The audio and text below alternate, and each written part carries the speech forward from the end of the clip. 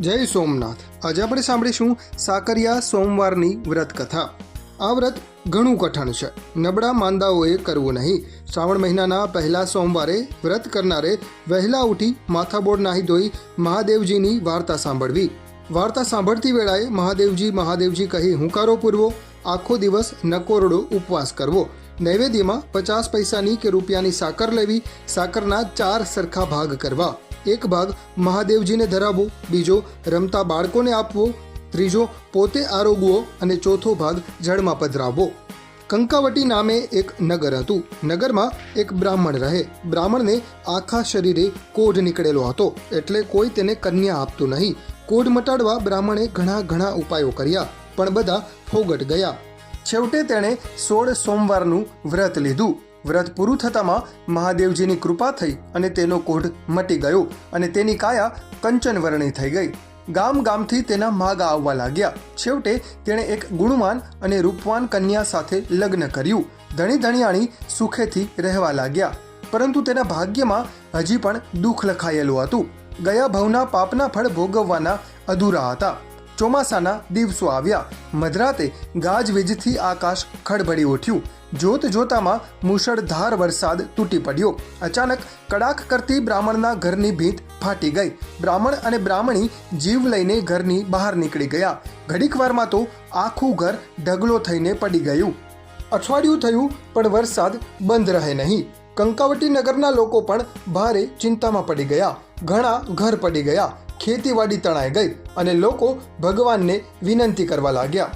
થોડા દિવસ પછી બ્રાહ્મણે પોતાના ઘરની જગ્યાએ એક ઝૂંપડું બાંધ્યું, પણ હવે ખાવું શું? ગામના લોકો નિરાધાર દશામાં આવી પડ્યા। સૌને પોતપોતાની પડી હતી, ત્યાં બ્રાહ્મણને ટેકો કોણ આપે? છેવટે બ્રાહ્મણે પરદેશ જઈને કમાવાનો વિચાર કર્યો અને પોતાની પત્નીને આ વાત કરી। બ્રાહ્મણીએ કહ્યું, ભલે તમ તમારે સુખેથી જાઓ, મારી ચિંતા ન કરશો। હું ગમે તે રીતે પરિશ્રમ કરીને મારું જીવન ચલાવી લઈશ। બ્રાહ્મણ ત્યાંથી ચાલી નીકળ્યો। ઘણો ફર્યો, પણ ક્યાંય ઠેકાણું પડ્યું નહીં। આમ ઘણા દિવસો વીતી ગયા। છેવટે ફરતો તે એક ઋષિના આશ્રમે આવી પહોંચ્યો। આશ્રમની ભૂમિ ઘણી રળિયામણી હતી। અહીં આંબા, આસોપાલવ અને લીમડાના ઘણા વૃક્ષો હતા। આશ્રમના ઉપવનમાં દાડમ, નારંગી, સીતાફળ અને જાતના ફૂલછોડો પણ હતા। આમ અહીંનું વાતાવરણ ઘણું જ મનોહર હતું। વળી પાસે જ નદીનું સ્વચ્છ પાણી વહેતું હતું। રખડી રજડીને કંટાળેલા બ્રાહ્મણને અહીં થોડાક દિવસ રહેવાની ઈચ્છા થઈ। બ્રાહ્મણ આશ્રમમાં ગયો અને ઋષિને પ્રણામ કરીને બેઠો। બ્રાહ્મણની વાત સાંભળી ઋષિને પણ બહુ દુઃખ થયું। તેમણે બ્રાહ્મણને રહેવાની સુખેથી હા પાડી। થોડા દિવસ પછી બ્રાહ્મણે આગળ જવાનો વિચાર કર્યો। તે ઋષિ પાસે ગયો અને જવાની આજ્ઞા માગી। ઋષિએ કહ્યું, ભાઈ, તારું દુઃખ હું શી રીતે ભાંગું? મારી પાસે ધન હોત તો હું તને અવશ્ય સહાય કરેત, છતાં લે આ સજીવન બુટ્ટી હું તને આપું છું, તે તને સહાયરૂપ થઈ પડશે। આ બુટ્ટીનો એવો પ્રભાવ છે કે તેને ઘસીને પાવાથી મરેલું માણસ પણ જીવતું થાય। તેનાથી તું એક માણસને સજીવન કરી શકીશ। ઋષિના આશીર્વાદ મેળવી બ્રાહ્મણ સજીવન બુટ્ટી લઈને ચાલી નીકળ્યો। બ્રાહ્મણ ફરતો એક નગરમાં આવી પહોંચ્યો। તે નગરમાં બેઠો તો અહીંના બધા જ માણસોને તેણે શોકમાં દીઠા। તે થોડો દૂર ગયો, ત્યાં તો હૈયાફાટ રુદનની કરુણ ચીસો સંભળાવા લાગી। પાસે જ રાજાનું રાજભવન હતું। રાજાનો કુંવર મૃત્યુ પામ્યો હતો, તેથી આખું રાજકુટુંબ હૈયાફાટ રુદન કરતું હતું। બ્રાહ્મણને પોતાની સજીવન બુટ્ટી સાંભળી આવી। તે સીધો જ રાજભવનમાં ગયો અને રાજાને પ્રણામ કરી કહ્યું, રાજાજી, જો આપ આજ્ઞા આપો તો હમણાં જ હું તમારા કુંવરને સજીવન કરું। રાજાએ પહેલાં તો બ્રાહ્મણની વાત ન માની, પણ તેનો ઘણો જ આગ્રહ જોયો ત્યારે કહ્યું, જો તમે મારા પુત્રને જીવિત કરશો તો તમે જે માગશો તે આપીશ। બ્રાહ્મણે પોતાની પાસેથી સજીવન બુટ્ટી કાઢી પથ્થર ઉપર ઘસી તેનું પાણી બનાવી કુંવરના મોંમાં રેડ્યું। થોડી વારમાં કુંવરના દેહમાં ઉનમ આવવા લાગી। કુંવરે તો પાસું ફેરવ્યું। આ ચમત્કાર જોઈને રાજકુટુંબના માણસો આનંદમાં આવી ગયા। થોડી વારમાં કુંવર આંખો ઉઘાડીને બેઠો થયો અને વાતો કરવા લાગ્યો। રાજાએ પોતાના વહાલ સોયા પુત્રને છાતી સરસો ચાંપી લીધો। તેણે બ્રાહ્મણનો ઘણો જ આભાર માન્યો અને આગ્રહ કરીને પોતાને ત્યાં રાખ્યો। અહીં કંકાવટી નગરીમાં બ્રાહ્મણી દુઃખમાં દિવસો વિતાવતી હતી। મહિના ઉપર મહિના વીતવા લાગ્યા, છતાં તેના પતિના કોઈ સમાચાર ન હતા, એટલે ચિંતામાં તે દુબળી થતી ગઈ। હવે તો તેનાથી વધારે પરિશ્રમ પણ થઈ શકતો ન હતો। એવામાં શ્રાવણ મહિનો આવ્યો, શ્રાવણનો સોમવાર આવ્યો. કંકાવટી નગરીની બધી સ્ત્રીઓ સોમવારનું વ્રત કરે. બ્રાહ્મણીએ પણ સોમવારનું વ્રત લીધું. બીજા બધા સોમવાર કરી એકટાણું જમે, પણ બ્રાહ્મણીના ઘરમાં આજે અન્નનો દાણો પણ નહોતો. એ તો મહાદેવજીને સંભાળતી ભૂખની મારી બેસી રહી. નમતો પહોર થયો. તેને કકડીને ભૂખ લાગી. તેના પેટમાં બળતરા થવા લાગી. પણ કરે શું? એવામાં નગરના રાજાને ત્યાં કુંવરનો જન્મ થયો હતો. એટલે રાજાએ આખા નગરમાં સાકર વહેંચવાની આજ્ઞા કરી.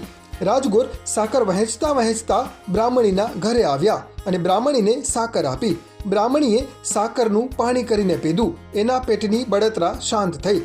રાત પડી એટલે મહાદેવજીનું રટણ કરતી કરતી બ્રાહ્મણી ઊંઘી ગઈ. બ્રાહ્મણી ભર ઊંઘમાં હતી ત્યાં તેને સપનું આવ્યું અને સાક્ષાત મહાદેવજીએ તેને દર્શન આપ્યા. આશીર્વાદ આપતા મહાદેવજી બોલ્યા, હે બ્રાહ્મણી, જાણે અજાણે પણ તે આજે સાકરિયા સોમવારનું વ્રત કર્યું છે. જે વ્રત પહેલ વહેલું દક્ષ કન્યા સતીએ કર્યું હતું અને તેના પ્રતાપે તે મને પામી હતી. ભગવાન, એ વ્રત વિધિ સહિત શી રીતે થાય?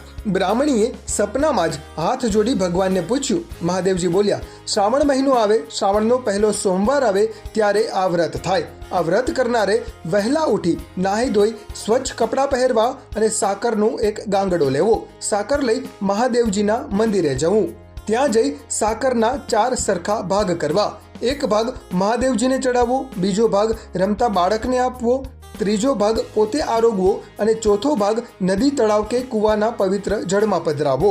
આખો દિવસ નકોરડો ઉપવાસ કરવો અને મહાદેવજીની કથા વાર્તા સાંભળવી. સાંજે મહાદેવજીનું પૂજન કરવું.